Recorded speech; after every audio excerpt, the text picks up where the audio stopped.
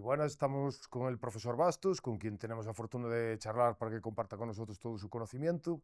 Y usted está hablando ahora sobre un tema muy peculiar, que es el de la futurología y Sí. su relación con las ciencias políticas. ¿Qué es exactamente eso? ¿En qué consiste? Bueno, futurologías, creo que el nombre no fue muy afortunado, lo puso Osip Flechting en los años 40. Le llamó futurología. Normalmente se le llama prospectiva, estudio de futuros o así. Pero como Flechting le puso ese nombre y fue el primer fundador, digamos, de esta forma de pensar, es una forma de abordar científicamente el estudio del futuro, digamos, en vez de abordarlo con las cartas, con astrología, con el ¿Qué estilo, es sino quiromancia? que efectivamente.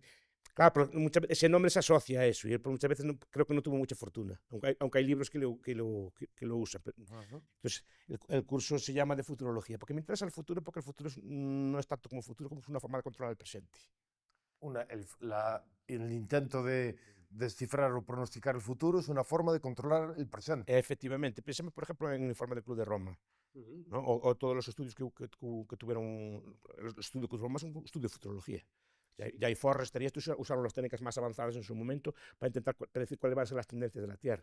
O, por ejemplo, también como llaman, Paul Ehrlich, en población y recursos, o en extinción, en la explosión demográfica, La bomba la demográfica. explosión demográfica, sí, que habla de estas cosas, también hacía predicciones de futuro, predicciones de futuro para que sean aplicadas hoy. Para que en el presente Que se va a adoptasen estar esto medidas. inundado de gente, vamos a acabar los recursos, va a haber no sé qué, cuánta minas de Malvin. ¿Eso para qué?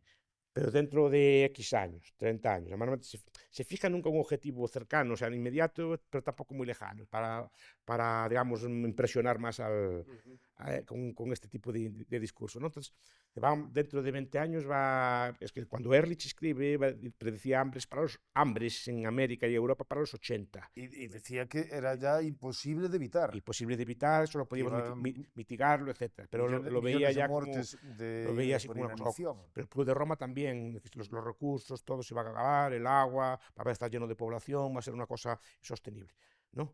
Pero, ¿qué consiguió? Pues un montón de leyes de limitación de recursos, por ejemplo, provocó problemas de esterilización en todo el mundo Por, porque supuestamente había demasiada gente y se pagaron campañas, incluso desde organizaciones internacionales, campañas para esterilizar hombres y mujeres. Le daban dinero a cambio de esterilizarse, incluso le daban a veces una radio, le daban una cosa, a cambio porque supuestamente había demasiada población. Entonces se establecían medidas. Pues, la política del hijo único en China es una política derivada de esta forma de pensar, porque supuestamente el futuro va a ser terrible, entonces hay que pararlo, entonces hacemos y nos también las consecuencias que tuvo esa política de hoy también. Pero en general, todo eso, que hay que consumir menos recursos, que hay que tener eso de la sostenibilidad, por ejemplo, también es una derivada de esta idea, porque claro, entonces tenemos esta idea de que el mundo no es sostenible, que tal, y de ahí, pero nos condicionan hoy, impuestos, tal, regulaciones, normas, etcétera, ¿no? claro, pues paradójico, es interesante porque realmente si se adoptan esas medidas se supone que el futuro predicho ya no va a ocurrir. Entonces, realmente es una No, demostración. es que si no ocurre, dirá que fue hace sus medidas. Claro, establecimos estas medidas, por lo tanto lo que predijimos no va a ocurrir porque adoptamos nuestras medidas. Pero entonces no están tanto prediciendo el futuro como diciendo vamos a cambiar el futuro en el presente. Y por eso controlamos el presente. Claro, pero que se trata siempre de controlar el presente, pero para controlar el presente tienes que amenazar Con grandes o catástrofes. no con grandes catástrofes en el futuro, o bien con grandes premios, porque la futurología también se usa, por ejemplo, para crear un radiante porvenir. Como decían los rusos, que se usa, decir, no, el futuro va a ser radiante, tenéis que sacrificaros a día de hoy porque para construir, yo qué sé, la Unión Soviética del futuro, ¿no? Eso por venir es una frase de los libros que se usaban mucho al principio de la Unión Soviética. Entonces tenéis que sacrificaros, trabajar los sábados rojos sin cobrar, trabajar un montón de horas, sacrificaros penalidades para construir en el futuro una gran Rusia. Y en el mundo occidental, bajo, digamos, la tiranía del PIB. Yo creo que es uno de los grandes fiches de este tiempo, para que el PIB crezca. Por ejemplo, las teorías del futuro están muy asociadas a las teorías de la modernización.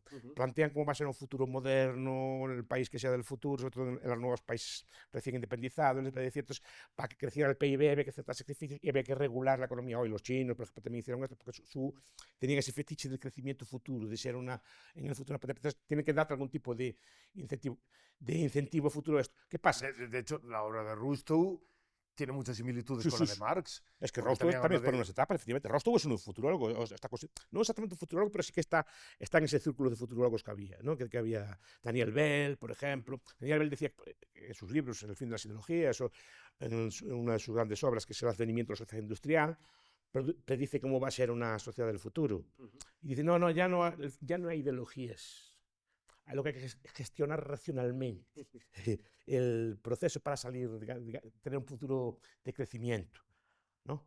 O Juvenel, así, pero en ese aspecto más liberal, pero bueno, también quería un futuro así de crecimiento. Y después se puede poner con cualquier idea, cualquier cosa, es compatible con cualquier cosa. Lo que estudio yo en la futurología es qué herramientas se usan para que eso sea creíble. que tienen que ser de tipo científico. Sí, es que aquí los futurólogos científicos le ganaron la mano a los científicos sociales, aunque creo que viendo en perspectiva, acertaban más los científicos sociales que los futurólogos, o incluso los literatos. Arthur C. Clarke o en su momento Julio Verne. Como Clarke y Verne. Y eso que Clarke era un científico, pero bueno, digamos que sus obras eran como más de ficción, ¿no? Entonces, acertaban mucho más cuando se dejaban llevar por la imaginación que cuando usaban, digamos, el frío dato, usaban buena parte de la caja de herramientas que tienen los politólogos actuales viene de este mundo. ¿No? Uno lee el libro de Quad, de análisis de formación de decisiones políticas, que explica los métodos Delphi, los árboles de decisión, la investigación operativa, todo este tipo de técnicas, todas se generaron para crear el futuro. Porque además los estudios de futurología nacen en el contexto de la Guerra Fría.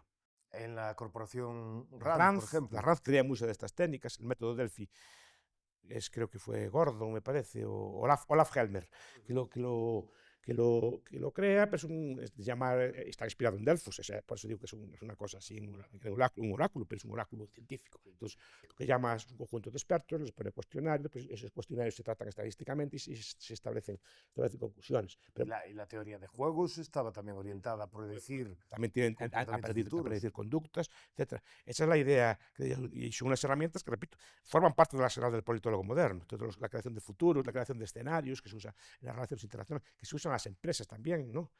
Todas las ideas de planificación estratégica que se usan en las estrategias tienen inspiración en estas herramientas todas. Claro, entonces es lo que me interesa a mí, cómo se usan estas herramientas, cómo se usa esto.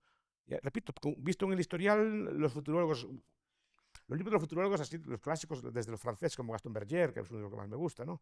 A Thérèse Lander, Los últimos días del presente, ¿no? Que son libros de futurología de los 60 y 70, pues se pueden conseguir baratos porque ya son como anticuados y doblemente anticuados, porque hacían predicciones ya para los años 2000, o como el libro de Hermann Kahn y de Wiener, ¿no? Wiener, por ejemplo, el inventor de la cibernética, también era un futurólogo. Es decir, hacia el año 2000 es un libro que hace unas predicciones de los años 70 o así, o 60-70 para el año 2000, y no acierta gran cosa. Algunas sí, pero no gran cosa. Pero entonces se puede decir que lo que se modificó son los métodos, pero que sin embargo la idea, por ejemplo, de ser capaz de controlar o predecir el futuro con la ayuda a lo mejor de los dioses. No, sigue siendo así. A ver, eso se usó en el libro de Bernstein contra los dioses, se usa, por ejemplo, para el cálculo de seguros, para todo el desarrollo de la industria de los seguros y de la gestión de riesgos. También es una forma de previsión del futuro, pero es una previsión de riesgo mucho más limitada y se circunscribe a unas pocas cosas. Y ahí más o menos acierta bastante, más o menos en cohortes de edad se sabe cuál es la mortalidad, la natalidad, etc. Que no se puede saber tampoco nunca ciencia cierta, pero más o menos sí que se acierta porque digamos, el mundo de los seguros, de los riesgos, de los accidentes de coche, etcétera, se puede establecer algún tipo de cosa. Y ahí sí que tiene cierta función. Pero para otras cosas yo no lo veo tanto. Lo veo más bien como un mecanismo de control. Al final, por ejemplo, el cambio climático, hasta el momento podemos decir que se calentó, pero eso hacen previsiones de futuro. Previsiones que tienen que ser aceptadas como ciertas. Puede serlo, yo ahí no discuto, pero digamos que el método sirve para controlar las conductas hoy, para evitar que ese futuro negro previsto llegue a consolidarse, ¿no? Pero en general, pero claro, como vemos, influye en un montón de políticas públicas. Yo no estoy discutiendo, que repito que no entro en las valoraciones de si los cálculos que hacen ellos. Yo solo sé que son cálculos a futuro. Y que ese cálculo a futuro son aceptados y digamos por la población y que parece y por buena parte de la comunidad científica son aceptados, pero son cálculos a futuro. Y algunas cosas, lo que es técnico sí, pero cómo se va a comportar, digamos, el ser humano al respecto de esos cambios, eso ya es otra cuestión. Pero lo que parece claro es que sí, que están orientadas para controlar el comportamiento en la actualidad. Sí, y podemos ver qué predicciones hizo y también ver si se cumplieron o no. Y muchas de ellas ya se tenían que haber cumplido a día de No, hoy. muchísimas relacionadas con el cambio climático, No, pues... no digo que no, que no. A ver, No, tienen, yo ellos solo tienen, digo que... todas estas herramientas tienen cierta solvencia técnica. El problema es que si son capaces a día de hoy de predecir o no. De predecir, o sea, más que predecir, qué grado de fiabilidad o qué porcentaje de acierto tienen. No quiero decir que no, pero en cualquier caso el fenómeno es el mismo. Es una predicción del futuro que se ve como cierta por los métodos que usa, pero que condiciona la política de hoy. Eso básicamente es lo que existe siempre con la política. Ya los romanos hacían algo semejante, usaban los oráculos, Rúspices y pero usaban para condicionar la política del presente, no para justificar las para medidas del justificar las momento. medidas, claro. Pues muchísimas gracias, profesor Bastos, por compartir todo su conocimiento con nosotros y hasta la próxima.